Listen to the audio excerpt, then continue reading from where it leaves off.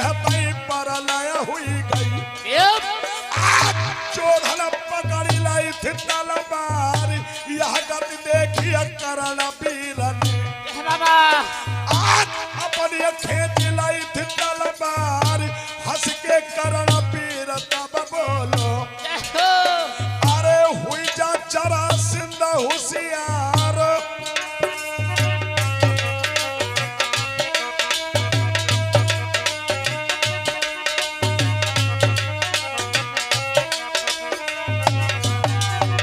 अरे उतनी तेरा से कछुनाई बोलता अरे बड़ी बड़ी बातें कहिए ना जाए सुनी न बातें कबहू मल्लकी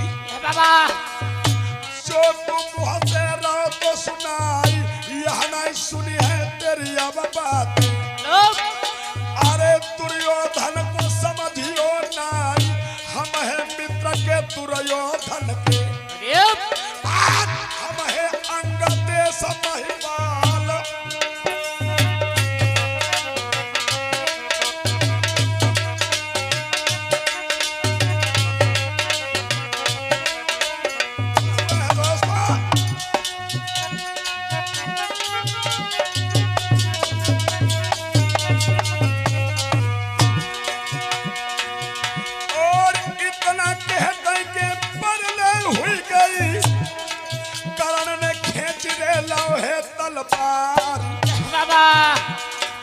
यकवर जरा सिंधु बलधारी दूजी ओर करण बलवान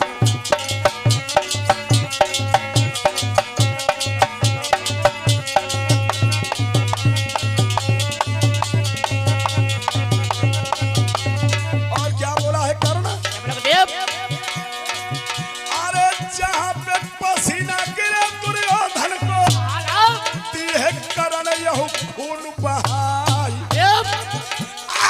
धोखे न रहियो कालिंदी के अरे कुरुक्षेत्र हो जाए मैदान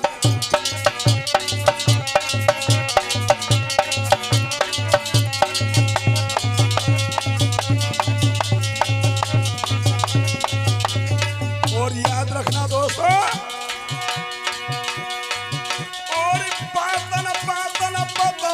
बढ़ गई हो अरे पातल पातल पत बड़ू बढ़ गई और पातल में बढ़ गई रारी के पीछे कार्य दे दई दोनों में मची आज घमसान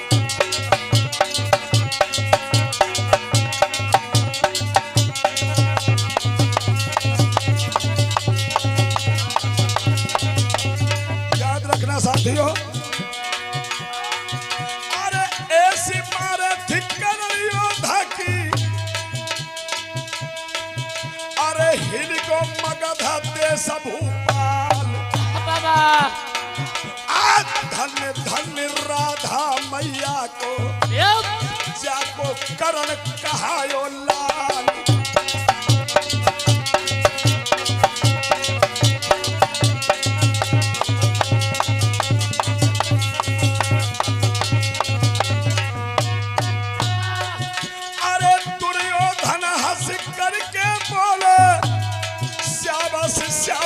मित्र हमार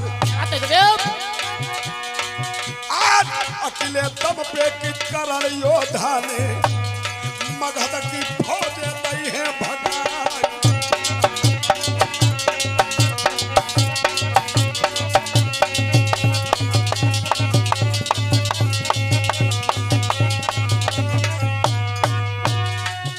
अरे भग गई फौज के मगध देश की जबरन लाई थी भमरे दरबार अरे राजा चंद्र परमा शाही राजा चंद्र परमा शाही भानुमति की भमरी दो डाल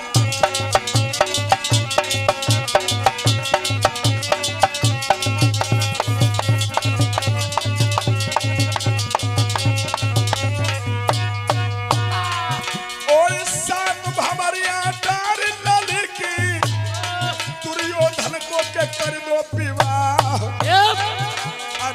मोर भुरारू के रमना में आज लो दुल्हन की विदा कराई।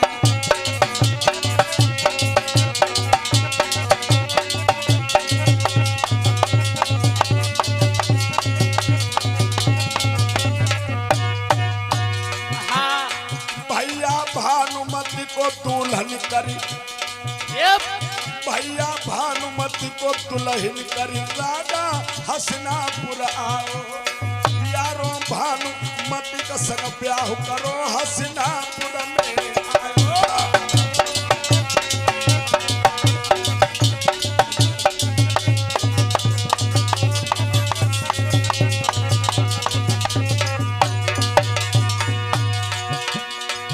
हसनापुर में आयो, अरे हसनापुर में आयो।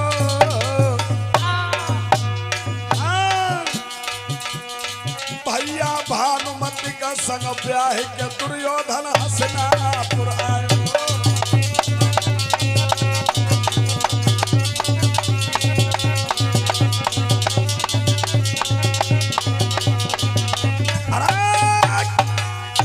बोलिए श्री गोविंद भगवान की।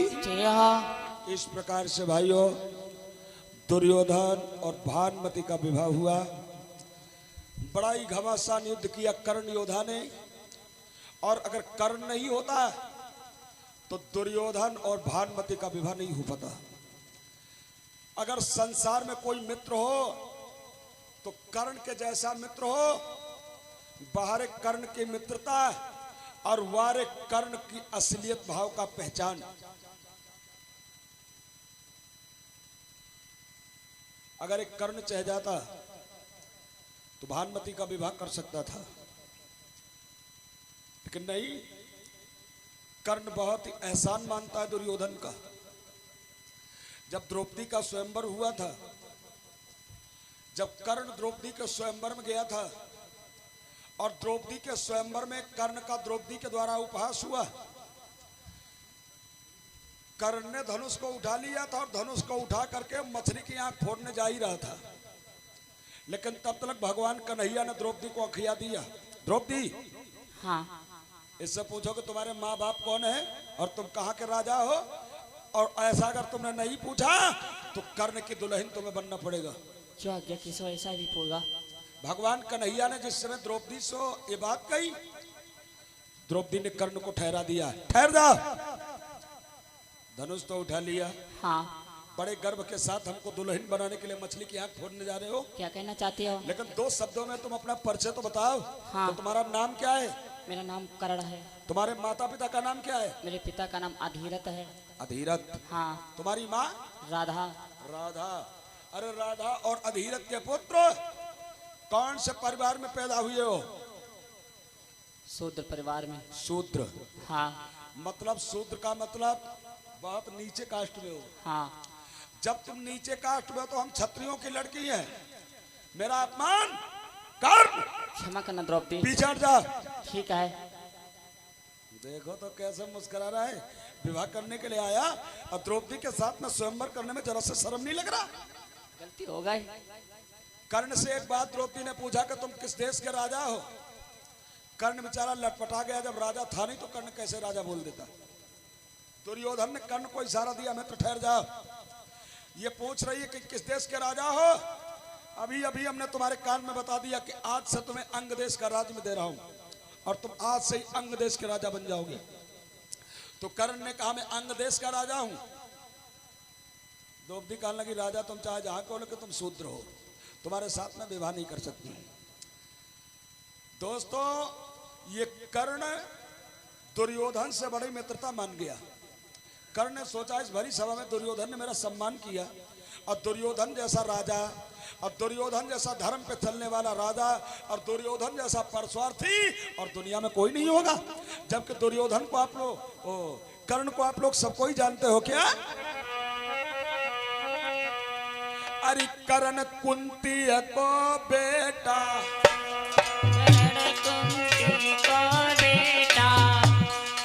कर्ण कुंती को बेटा, पांडन को हतो सगो जाऊ भाई।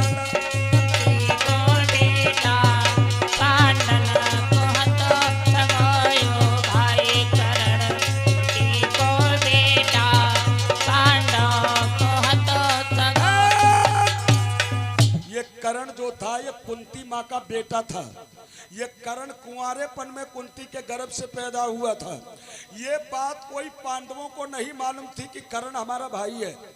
अगर ये बात पांडवों को मालूम होती दोस्तों, तो ये कर्ण जो था ये कौरवों के पक्ष में नहीं होता। ये पांडवों को किस दिन मालूम हुआ? जिस दिन अर्जुन के द्वारा कर्ण की मौत हुई। जब अर्जुन को कर्ण ने मार दिया, चारों तरफ से खुशियां आ गई, खुशियां।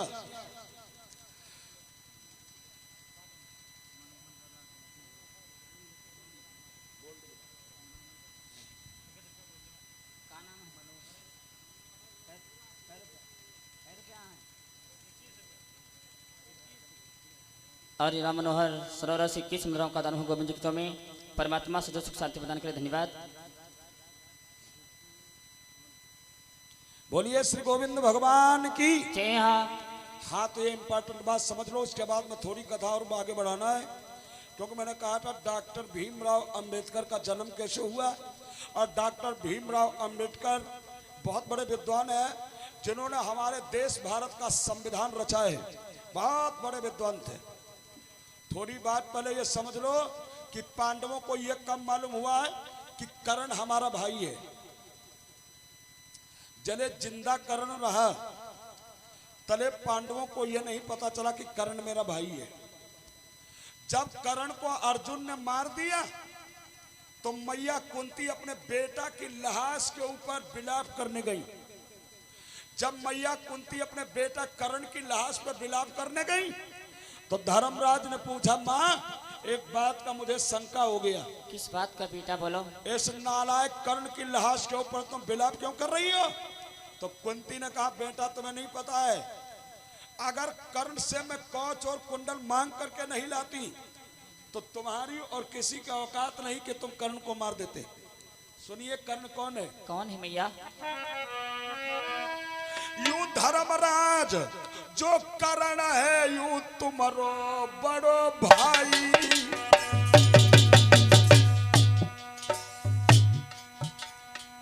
बेटा हाँ मैया। ये जो कर्ण है ये तुम्हारा बड़ा भाई है। ये क्या कह रही हो आप? मैं सत्य कह रही हूँ मेरे लाल। कैसे भाई बोलो? कुंवारेपन में कर्ण को हमने अरे प्रगटाई।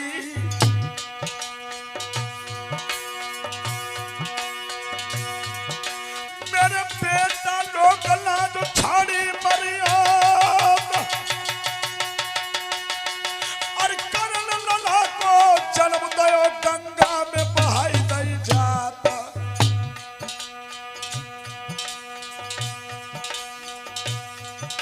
बेटा राधा नामर धीमर से के द्वान बनायो लाला राधा नामक धीमर से के द्वान बनायो।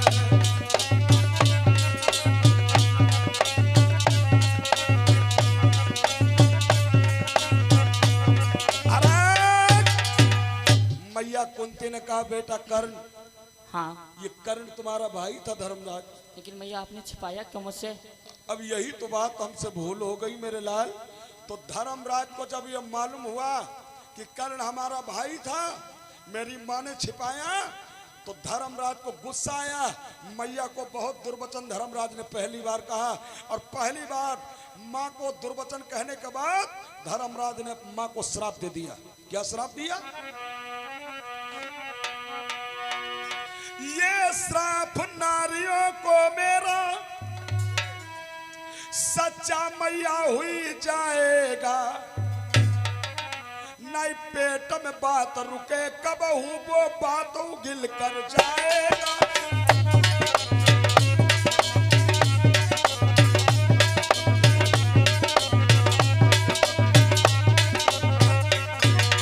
धर्मराज ने मैया कुंती और अर्थात सभी नारियों के जाति को श्राप दे दिया।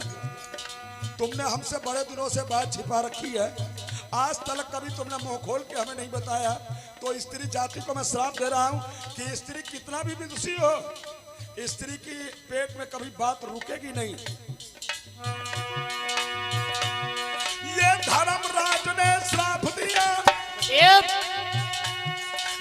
स्त्री सब जानी जाएगी, बाबा चाहे जितनी जानब का रहोई पर बात रोकी नहीं पाएगी, चाहे जितनी जानब का रहोई पर बात रोकी नहीं पाएगी।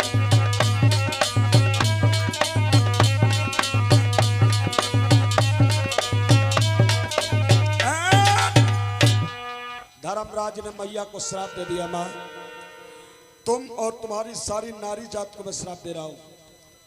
स्त्री कितना भी जानबकार हो, कितना होशियार हो, तुमने बड़े दिनों से हमसे भाव छिपा रखा है और मैं श्राप दे रहा हूं स्त्री जाति को कि स्त्री जाति के पेट में कभी बात नहीं रुकेगी। आज बात अगर स्त्री जान जाए वही बात कहां कल है दुनिया भर में फैला देगी।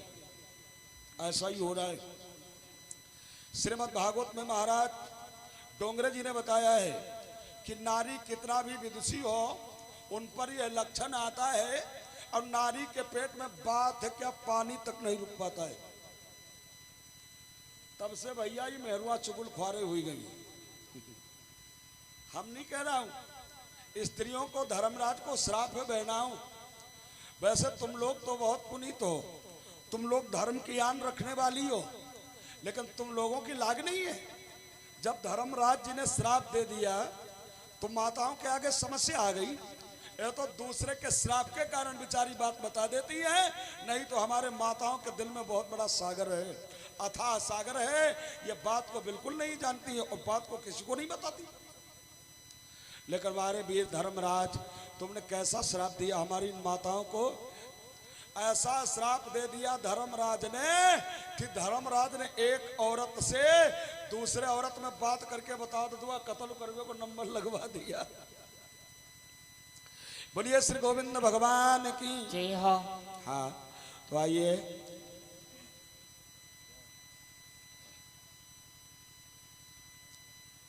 थोड़ा सा हम आप लोगों के समक्ष में दोपहर की बेला में सुना रहा था वाल्मीकि जी का जन्म कैसे हुआ। बड़ा ही पवित्र आख्यान है। इनका नाम पहले रत्नाकर था, बहुत बड़े डाकू थे।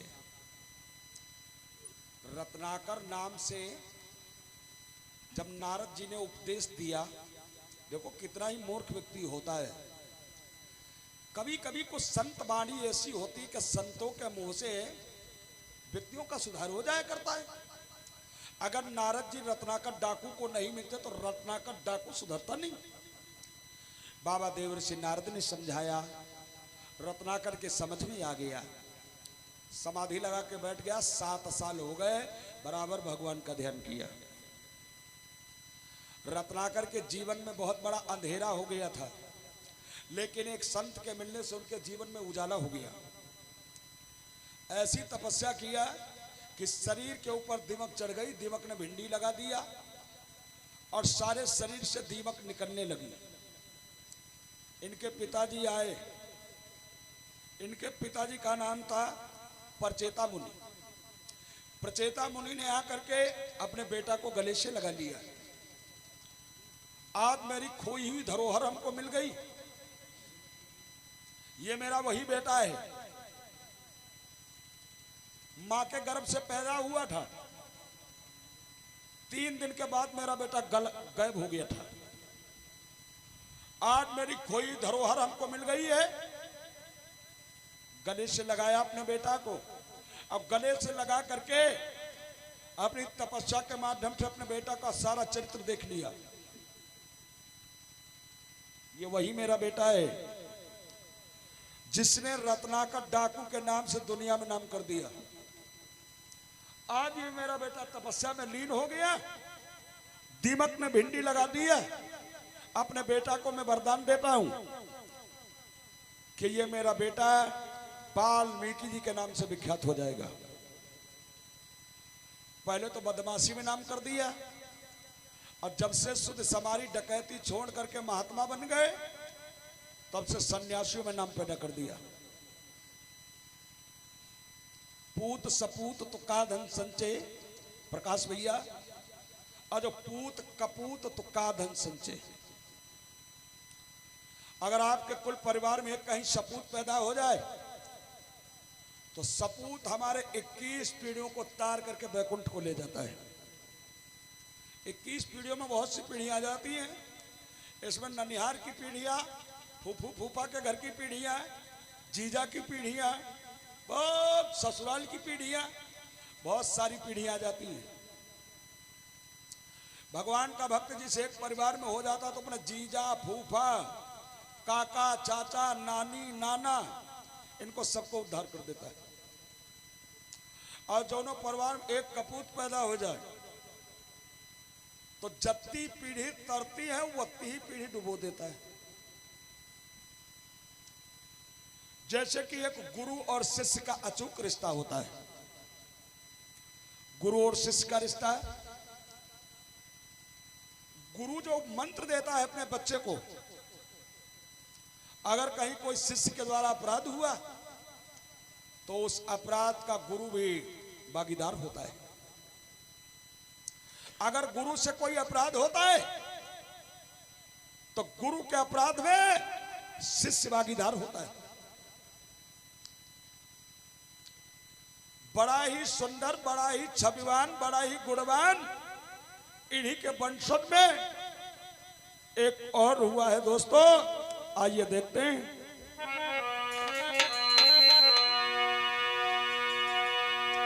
अरे पिता राम जी राव,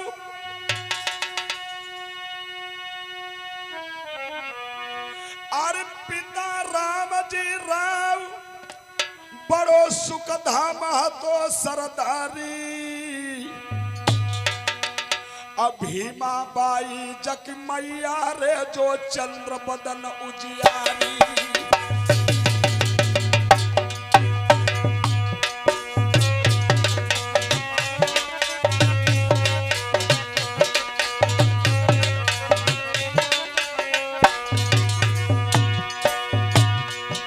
अरे पिता राम जी राव, जग पिता राम जी राव का सुघर स्वभाव हते सरदारी, हते सरदारी। अरे भीमा बाई अंबेडकर की हती अरे महतारी।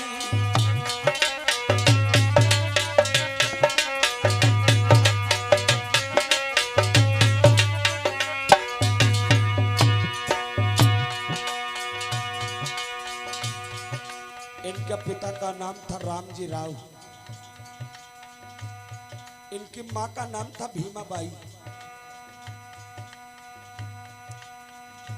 कोई कोई पूछता है कि अंबेडकर जी के बाबा कौन थे। आइए इनके बाबा का नाम भी सुन लो क्या था। अंबेडकर जी के बाबा का नाम था मालोजी सकपाल। अंबेडकर जी के बाबा का नाम था मालोजी सकपाल। अब मालोजी सकपाल के बेटा का नाम था रामजी राव। रामजी राव की दुल्हन का नाम था भीमा बाई। ये भीमा बाई जो थी दोस्तों, ये एक मेजर की लड़की थी, मेजर।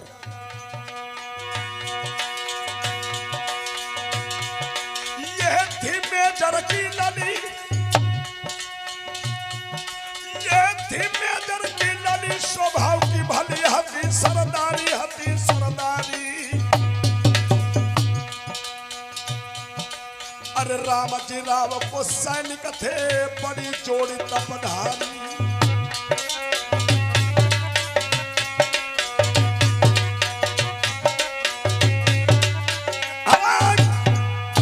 रामजी राव जो थे ये सैनिक थे। और ये भीमा बाई जो थी, इनके पिताजी बहुत बड़े क्रिमिनल थे। जिस समय भीमा बाई का विवाह रामजी राव के साथ में हुआ तो ये तो मेजर की लड़की थी और ये फौज में रहा करते थे। जब विवाह हुआ, अब विवाह के बाद अरे जोड़ी बहुत हती सुख प्यारी।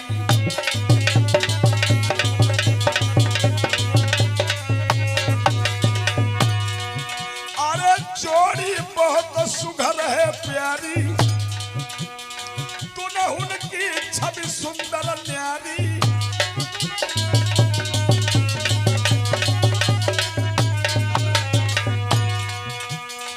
दुल्हन चंद्र बदन उजियारी, शोभा जाकी लगी रही प्यारी।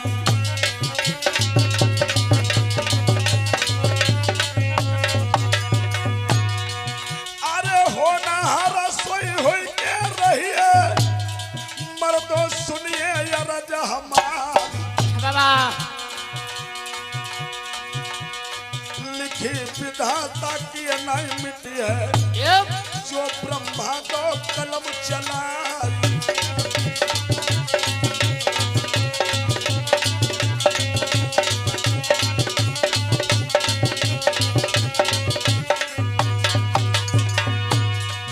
अरे 7 साल ब्याहे के हुई गए, कोई कुमर सके नहीं पाई। अरे पति पत्नी दोनों व्याकुल हुई रहे, अरे जाने का रति भगवान।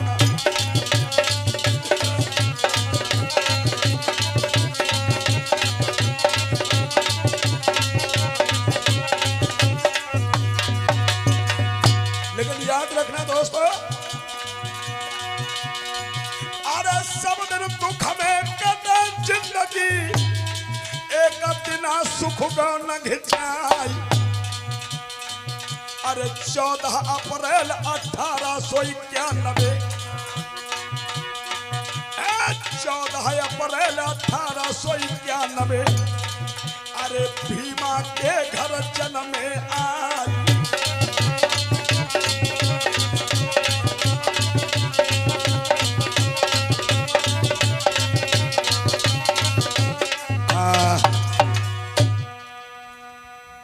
महाराज रामजी राव और भीमावती के विवाह के 7 वर्ष हो गए।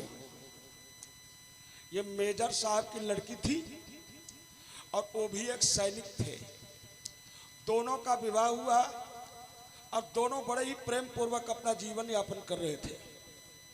7 वर्ष हो गई, घर में कोई संतान नहीं थी। सैनिक को बड़ा ही दुख है। किसको? रामजी राव को। रामजी राव सोचा करते हैं कि हमारे घर में कोई लड़का और लड़की का जन्म नहीं हुआ। सोचता हूं कि जिन परिवारों में कोई लड़का का जन्म नहीं होता है उनका जीवन अकारत होता है। साथियों, जब 7 वर्ष पूरे हुए, एक दिन इनके जिंदगी में उजाला हो गया। उजाला होने वाला दिन बड़ा ही महत्वपूर्ण था, जो हर एक जनता के लबों पे आ गया। तो कौन था दिन? वो 14 अप्रैल 1891 ईस्वी में डॉक्टर भीमराव अंबेडकर का जन्म हुआ था। मां भीमाबाई के गर्भ से। जब भीमाबाई के गर्भ से डॉक्टर भीमराव अंबेडकर जी पैदा हुए, तो डॉक्टर भीमराव अंबेडकर का जब जन्म हुआ तो क्या हुआ?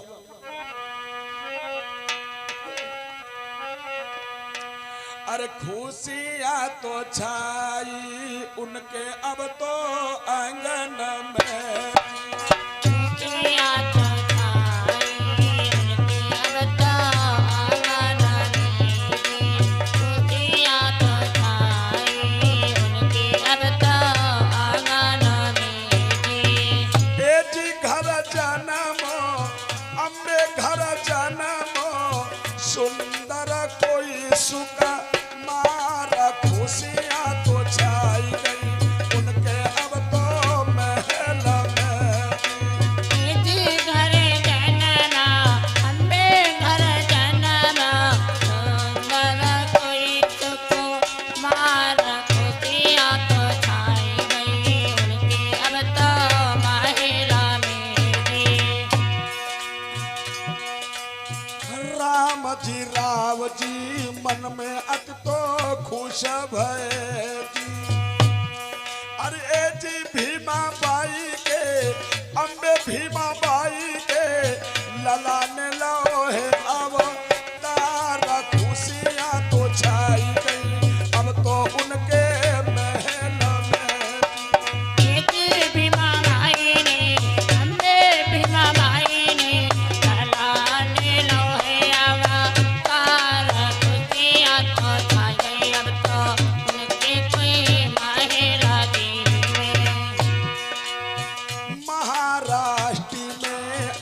बधाई बजी रही महाराष्ट्र में, अब तो बधाई बजी रही ए जी घर जन्मो अम्बे घर जन्मो सुंदर मेरे लाल खुशियां तो छाई है सारे जाने महल में। मुझे घर जनना अम्बे घर जनना सुंदर मेरे लाल खुशियां तो छाई गई अब तो उनके महल में। बहुत ही सुंदर बेटा का जन्म हुआ। महाराज राम जी राव जी बहुत ही प्रसन्न थे। राम जी राव जब घर में पुत्र का जन्म हुआ तो इतना ज्यादा इन लोगों के ऊपर बाइकाट था कि कोई इन लोगों के घर में ब्राह्मण और कोई उच्च कोट का लोग देखने तक नहीं आता था। मतलब हमारे देश में छुआछूत की इतनी ज्यादा बीमारी थी। राम जी राव बहुत दुखी थे। राम जी राव ने सोचा हमारे घर में बच्चे का जन्म हुआ, हम लोगों का इतना बड़ा अधिकार भी नहीं है जो कोई ब्राह्मण आकर के हमारे लड़का के हस्तरेखा को देख करके हमारे बच्चे का नामकरण करे। ये छुआछूत की बीमारी बहुत जोर थी। जो बेचारे दलित लोग थे, पिछड़े वर्ग के लोग थे, इनको लोग थू थू करके हटाया करते थे। कभी इनको अपने दरवाजे पे ठियकने लोग नहीं देते थे। कोई बड़े लोग ब्राह्मण ठाकुर क्षत्रिय परिवार के लोग इन लोगों का सम्मान नहीं बल्कि इन लोगों का बहुत बड़ा अपमान किया करते थे। राम जी राव ने अपने बेटे का नामकरण किया तो इन्होंने इनका नाम भीमराव, भीमा इनकी माँ का नाम था। और महाराष्ट्र का जो है ये महाराष्ट्र का प्रथम अंकन होता है, जो राष्ट्र का दल्ब होता है वो नाम के पीछे लगाया जाता है। भीमा इनकी माँ का नाम था और राव राष्ट्र के दल से लिया गया। अंबेडकर, अंबाइटर नाम इनका था। लेकिन जब इनका स्कूल में नाम लिखवाया गया तो मास्टर साहब ने सुधार करके इनका नाम अंबेडकर लिखा। अंबाइटर न लिख के अंबेडकर नाम लिखा तो इनका नाम पड़ा भीमराव अंबेडकर। जब स्कूल में बेचारा ये बच्चा एडमिशन लेता है तो जब भीमराव अंबेडकर स्कूल में पढ़ने जाता है तो देखिए कैसी कैसी मुसीबतों का सामना करता है। जिसका बाप सैनिक हो, भला ऐसे बच्चों को कोई तकलीफ हो, लेकिन नहीं दोस्तों। सदा दिन एक से हमने न गुजरते देखा, सदा दिन एक से हमने न गुजरते देखे, सदा दिन एक से हमने न गुजरते देखे। सदा दिन एक से हमने न गुजरते देखे, सदा दिन एक से हमने न गुजरते देखे। बड़ों को हाय रे छोटों न लिपटते देखे, बड़ों को हाय छोटों में लिपटते देखे, बड़ों को हाय छोटों में लिपटते देखे। अरे पिता राम जी राव जब भाई बेटा को नाम लिखवायो है, अंबेडकर भीमराव दुखिया इस स्कूल में पढ़ के आयो है।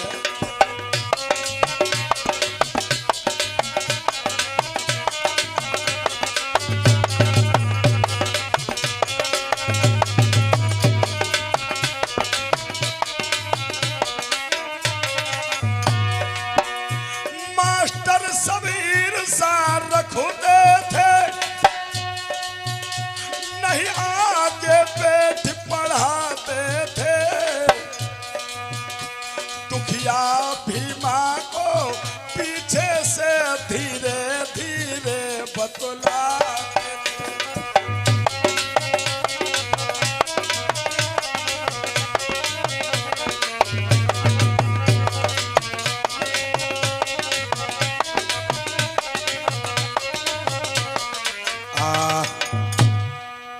जी राव ने अपने बेटा का एडमिशन करवा दिया, लेकिन इतनी हमारे देश भारत में छुआछूत की बीमारी थी, जब स्कूल में नाम लिखवाया, लेकिन भीमराव अंबेडकर को मास्टर लोग जब पढ़ाने का नंबर आता है तो कमरा में सबसे पीछे बैठाते हैं। अबे पीछे, हाँ बच्चों के बीच में चिपट के मत बैठना। अगर तुम बच्चों में चिपट के बैठ जाओगे तो तुम बड़े नीच हो। तुम्हारा घर नीच परिवार में कुटुंब में जन्म हुआ, तुम सारे बच्चों को धर्म से हीन कर दोगे। ठीक है जी। लेकिन बहुत सज्जन सरल स्वभाव के डॉक्टर भीमराव अंबेडकर जी थे। बेचारे स्कूल में सबसे पीछे बच्चों के बैठ के पढ़ते हैं। मास्टर बहुत धीरे धीरे बोलता है, आगे के बच्चे समझ जाते हैं, लेकिन ये बेचारे कान मास्टर की तरफ लगाए रहते हैं। अगर कोई मास्टर बात बोलता है तो डॉक्टर भीमराव अंबेडकर सभी बच्चों से पहले लिख लेते हैं। यहां तक कि नहीं, जेठ का महीना था, लू चल रही थी, स्कूल में एक नल लगा हुआ था।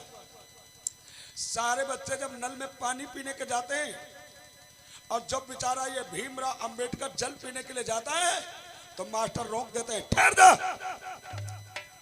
अगर तूने कहीं नल का हाथा पकड़ लिया तो मारते मारते तेरी हड्डियां काट दूंगा। बाहरी मुसीबत। अरे गरीबी में जाको जन्म हुआ, भैया जी बहुत लाचारी थी। जय हो बाबा। अरे प्यासन से दुखिया मरता था, जन छुआछूत बीमारी थी।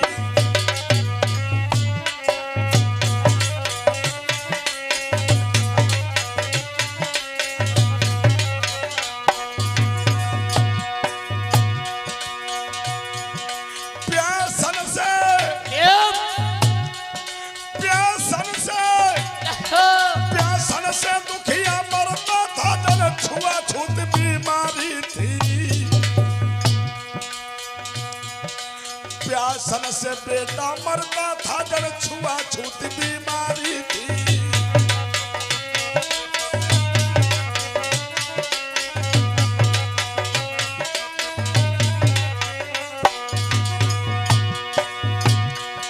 जो लोग कहीं कुछ कहते थे,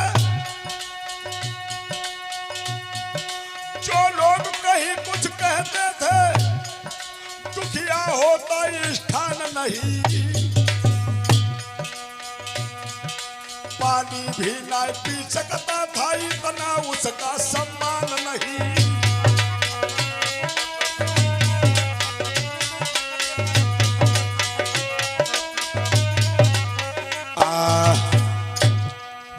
बड़ी बड़ी मुसीबतों का सामना किया डॉक्टर भीमराव अंबेडकर ने। जेठ का महीना, लूक चल रही है, बेचारा जब पानी पीने के लिए जाता है, मास्टर और सभी लोग रोक देते हैं, ठहर जा। अरे भीमा, हाँ अगर कहीं तूने नल का हाथ पकड़ लिया तो तेरे हाथ कटवा दूंगा। लेकिन नहीं छूंगा। बेचारा सारा सारा दिन हो जाता है, पानी नहीं पीने को पाता है। स्कूल से जब छुट्टी होती है तो स्कूल से छुट्टी होकर जब घर की ओर जाता है, रास्ते में कोई नल पड़ता है। जब रास्ते में नलों में पानी पीने का प्रयास करता है, लेकिन वारे छुआछूत की बीमारी। अरे नहने हट कर देती भगाई,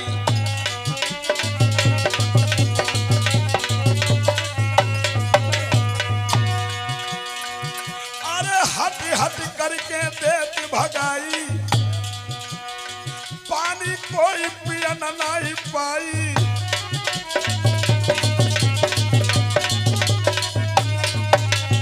लेकिन मेहनत से बन करी पढ़ाई, लेकिन दिल में शंका लाई।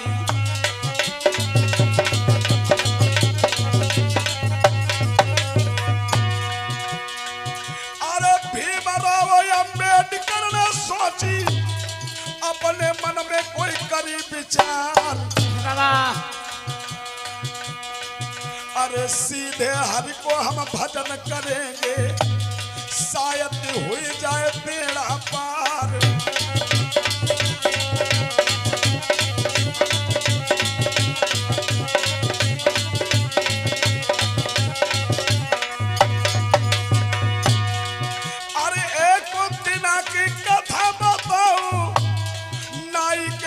दूर पहुंच गो जाई। अरे बड़े बड़े बाल हते दुखिया के सोची नौआ से ले कटवाई।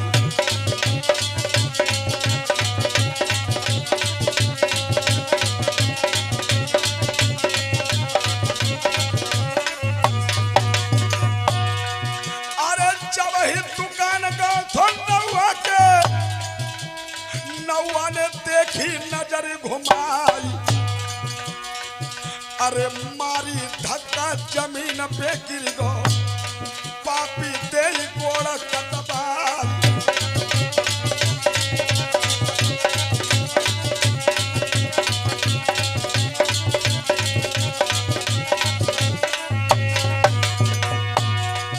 अरे दुखिया गिर गो जब धरती पे, मुख से हाई राम चिल्लाई। अरे ओछी जाति में हम जन्मे, तासे कदर होती है नाई।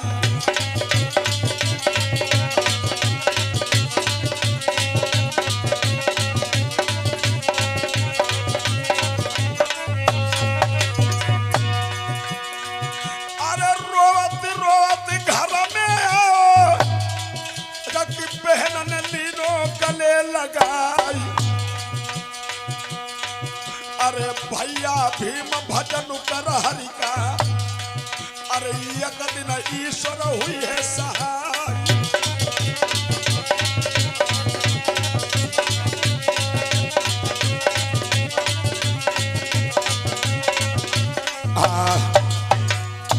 ओछी नीची जात में जन्म लेने के कारण बेचारे का कहीं पर सम्मान नहीं होता है। एक दिन भीमा ने सोचा कि हमारे बड़े बड़े बाल हो गए, नाव की दुकान पर जाऊं अपने बाल कटवाऊं। सभी बच्चों के पीछे पीछे नाई की दुकान पर पहुंच गया। जब नाई की दुकान पर पहुंचा, अगले बच्चे के नाई बाल काट रहा था और जो भीमराव अंबेडकर के ऊपर नजर पड़ी, कहाँ गए? अरे क्यों भैया, मैं बाल कटवाने आया तुम्हारे पास। कमीन की औलाद, हाँ तुझे इतना ज्ञान नहीं है कि हमारी दुकान पे हमारे सर पे बैठने के लिए आ गया, और बदतमीज तुझे ये भी नहीं पता कि हम कौन बिरादरी में पैदा हुई। चल ठीक है भैया, मैं चला जाता हूँ। नाई ने ऐसा धक्का मारा कि बेचारा दुकान के नीचे गिर गया। जब दुकान के नीचे वो गिरा तो एकदम से भीमराव अंबेडकर के आंखों में आंसुओं की धार चलने लगी और रोता रोता अपने घर में जा रहा है। इसकी एक बहन थी दोस्तों, जिस बहन का नाम था तुलसा। आवती देखो जब भैया को,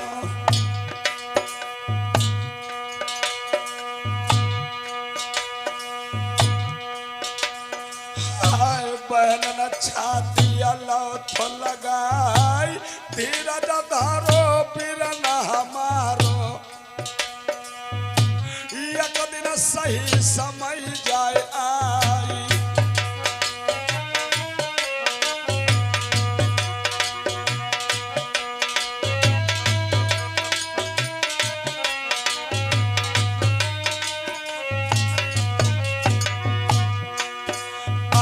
बिगड़े दिना सदा नहीं रही है,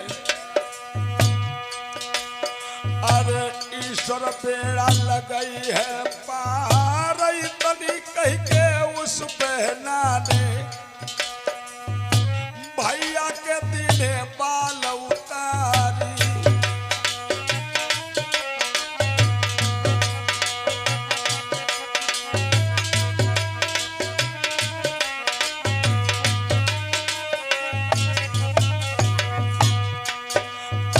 तुलसी बहन भीम की बहना, भैया के बाल काट दे जाई, हिया लगाई लई निज बीरन को, रोइयो कबहू बीरन मेरे नाई।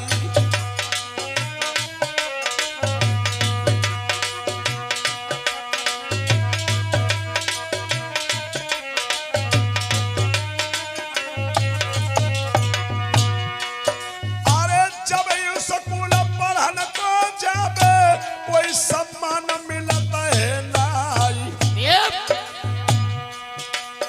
लेकिन पढ़बे में हो निपुण कन्हैया, कक्षा 10वीं पहुंच गो जाई।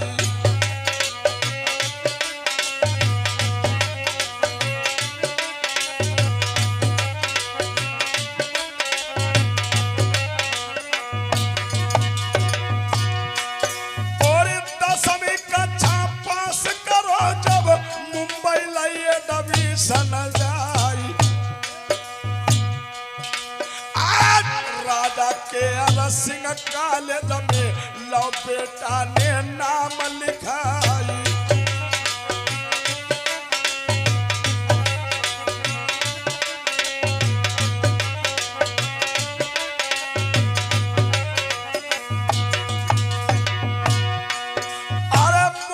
शहर पहुंच गो बेटा पर होनी गई संग में आई। अरे छुआ छूती नहीं हुआ छूट पाई लेकर बहुत गो घबराई।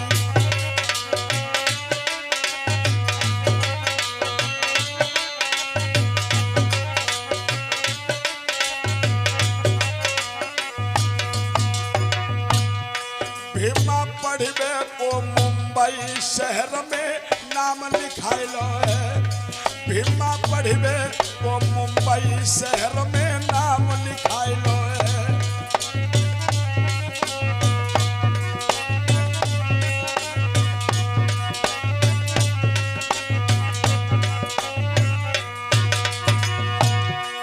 और नाम लिखाइलो है, कोई नाम लिखाइलो है। भीमा पढ़वे को मुंबई शहर में नाम लिखाइलो है। बेटा पढ़वे को मुंबई शहर में नाम लिखाइलो है।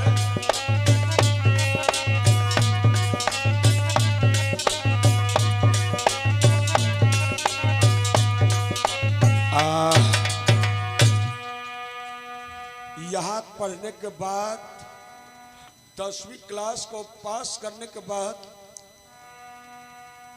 इसने मुंबई में एडमिशन करवाया। आज जब मुंबई में एडमिशन करवाया तो मुंबई में बड़ा मेहनत से पढ़ाई करता है। एक दिन का जिक्र है दोस्तों, इसके पिता रामजी राव ने अपने बेटा को जब बहुत दुखी देखा तो एक दिन रामजी राव ने सोचा हमारा बेटा बहुत दुखी रहता है, लेकिन पता नहीं किस कारण मेरा बेटा दुखी रहता है।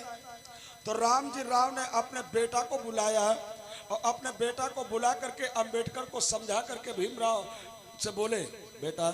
हाँ पिताजी। एक बात बता। क्या? पढ़ने जाता है।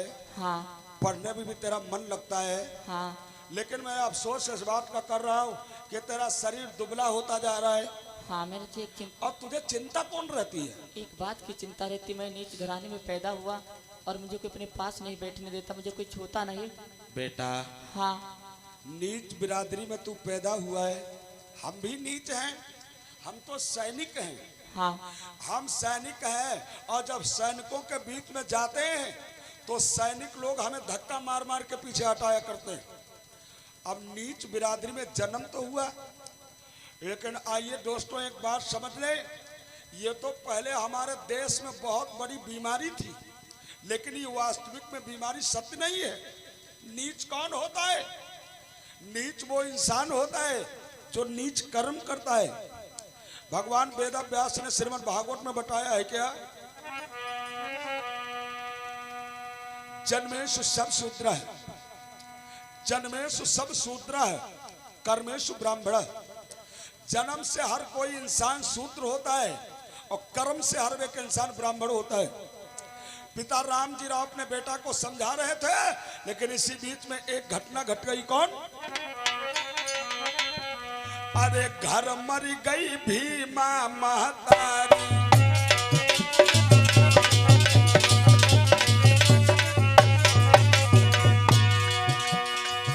अरे घर मर गई भीमा महतारी, तुझी विपत्ति राम ने डारी।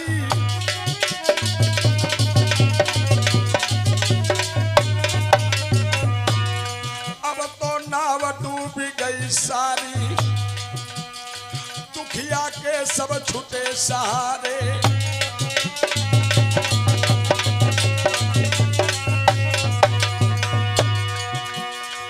अरे लाश पकड़ के निज मैया की, बेटा होते जार बेजार। तुलसी बहना रोई के बोली, भैया सुन ले रज हमारी।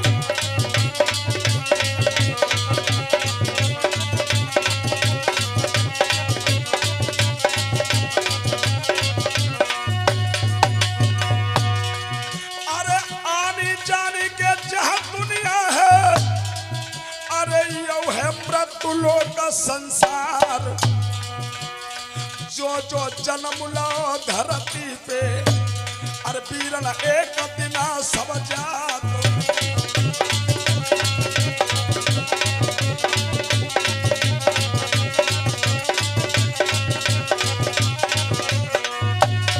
आज स्वर्ग मलैया सब कोई की और कोई आज मरे कोई काली बाबा अरे मैया मिल गई मैया मर गई हो रे मेरे बिरना बाबुल बाह पकड़ी हो जाई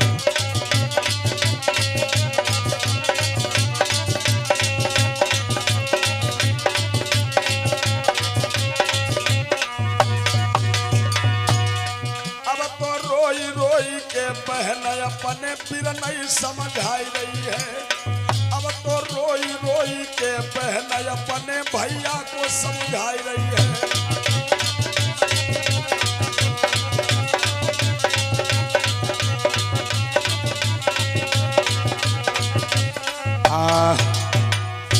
याद रखना दोस्तों आज वो बहन तुलसी अपने भैया को धीरज बंधा रही है कि देखो ये तो संसार में किसी की माँ नहीं जिंदा रहती है हाँ। एक न एक दिन सबकी माँ का देहांत हो जाता है सबके बाप चले जाते हैं सबके भाई चले जाते हैं अरे तुम रो मती भैया भीम हाँ बहना बहन ने समझाया अपने पिता के साथ में जा करके अपने माँ का संस्कार करवाया और जिस दिन से माँ का देहांत हो गया उस दिन से अपने बाप के साथ में रहने लगा और बाप के साथ में रहने लगा कड़ी मेहनत किया बड़ी परिश्रम किया समय भाई बहुत ज्यादा हो चुका है क्या बताएं हम थोड़ा चक्कर में है इस समय स्वास्थ्य भी गड़बड़ है और 20 दिन घर से निकले हो गए तो हम सोच रहा हूं कि आज का समय खाली है तो आज रात में अब थोड़ा घर जाएंगे माता पिता का आशीर्वाद लेंगे और कल के बाद में परसों से फिर कार्यक्रम आगे है अब परसों से निकल करके अब फिर 3 मई को घर जाना होगा तो इसी के साथ हम सभी श्रोता भक्तों से क्षमा चाहेंगे और एक बार सब लोग जयकारा लगाएंगे और भगवान का नाम बोल करके वाणी विश्राम दूंगा बोलिए श्री गोविंद भगवान की जय हो और अंबरपुर से प्रधान जी की तरफ से 50 रुपए हमें दूध पीने के लिए समर्पित कर रहे हैं और हमारे रामू भैया को प्रधान जी की तरफ से 10 रुपए आए हैं 20 रुपए दिए भगवान श्रद्धा सुख और शांति प्रदान करें धन्यवाद